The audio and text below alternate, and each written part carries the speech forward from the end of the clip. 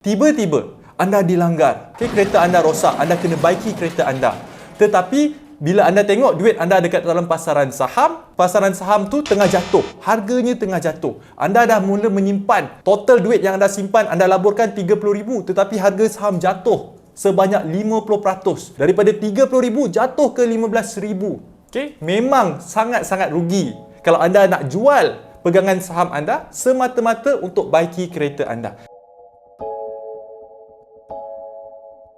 So, pernah tak anda tertanya-tanya, sama ada anda nak mula menyimpan terlebih dahulu ataupun anda nak mula terus melabur? Dan video kali ini adalah video anjuran daripada Pejabat Pembangunan Wanita Negeri Kedah. Topiknya adalah pelaburan versus simpanan. So, kalau kita cakap soal simpanan, apa yang kita faham? Semua orang faham benda ni, betul? Kita diajar daripada kecil untuk menyimpan duit kita. Dan kita simpan di mana? Kita simpan dalam bank. Tapi bila kita cakap soal pelaburan pula, orang akan ada pendapat ataupun pandangan di mana kita akan laburkan duit kita ke contohnya pasaran saham. Biasanya lah orang akan nampak pelaburan ni orang akan associate dengan melabur di pasaran saham. Dalam pelaburan ni ada beberapa jenis instrumen di luar sana. Pelaburan unit trust ada, pelaburan hartanah, pelaburan emas, ataupun zaman sekarang ni pelaburan cryptocurrency. Itu yang kita faham bila kita cakap soal pelaburan. Jadi, persoalannya, apakah perbezaan antara simpanan dan pelaburan? So, dalam video kali ini saya nak jelaskan isu ini. So, first thing first, saya nak anda semua faham. Simpanan. Simpanan ini, kenapa kita menyimpan duit kita? Bagi pendapat saya, simpanan ini hanya ada satu sebab saja. Apakah sebabnya? Sebabnya adalah untuk bina tabung kecemasan kita. Atau nama lainnya, emergency fund. Benda ni sangat-sangat penting ya tuan-tuan puan-puan. Korang memang kena ada tabung kecemasan. Kenapa? Sebab kita tak tahu bila malapetaka akan berlaku pada diri kita ataupun keluarga kita. Bila-bila masa kereta kita boleh kena langgar. Contohnya, bila-bila masa kita boleh dijangkiti virus. Terutamanya pada zaman sekarang ini. Jadi kita tak tahu. So, disebabkan itu, kita kena sediakan tabung kecemasan di mana apabila kita terpaksa keluarkan duit di luar kemampuan kita, kita akan sentiasa ada tabung kecemasan kita ini.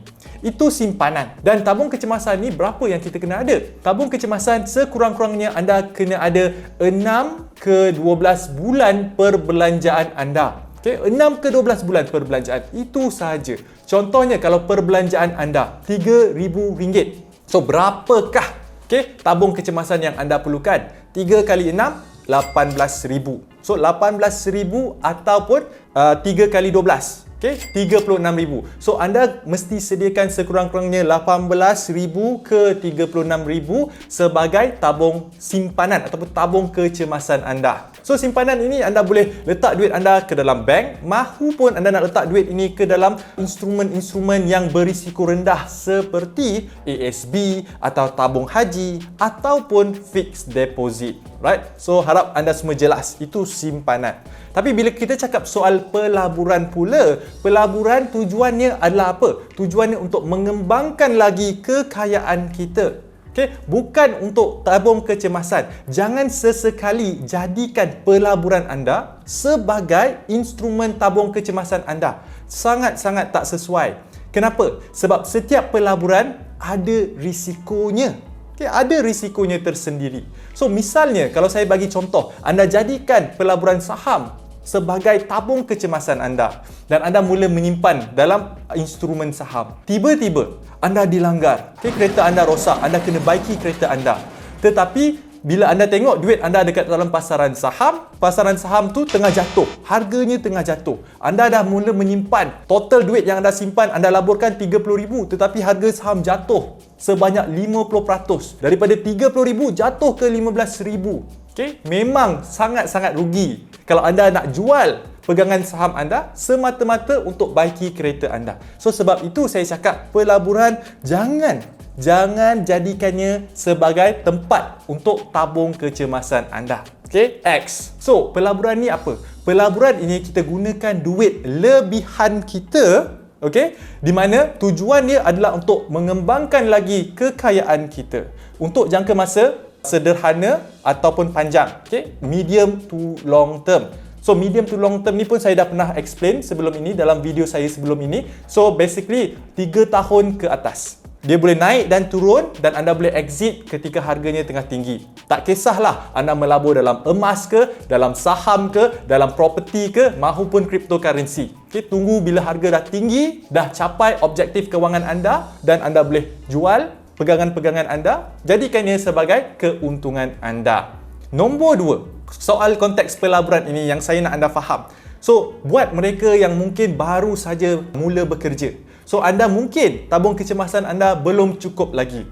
Pelaburan anda pun belum ada. So, anda dah tengok video ini. So, Dr. Adam cakap, kena pastikan kita ada tabung kecemasan terlebih dahulu. Tapi, kita nak mula melabur daripada kita muda. Betul tak? Sebab bila anda melabur ketika anda muda, anda akan dapat keuntungan yang lebih. Ingat balik kata-kata yang sebelum ni saya dah lupa daripada siapa.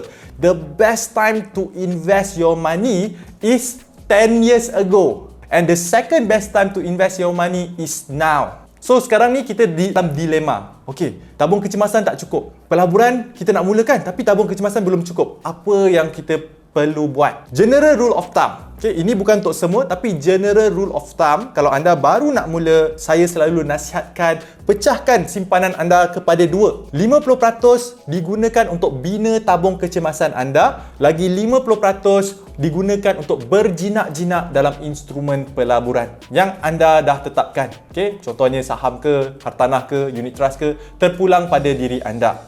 So, saya bagi contoh. Let's say gaji anda RM2,500. Anda dapat menyimpan RM500 daripada gaji anda. So, apa yang anda perlu buat? Daripada RM500 itu, 50% iaitu RM250 anda simpan sebagai tabung kecemasan anda.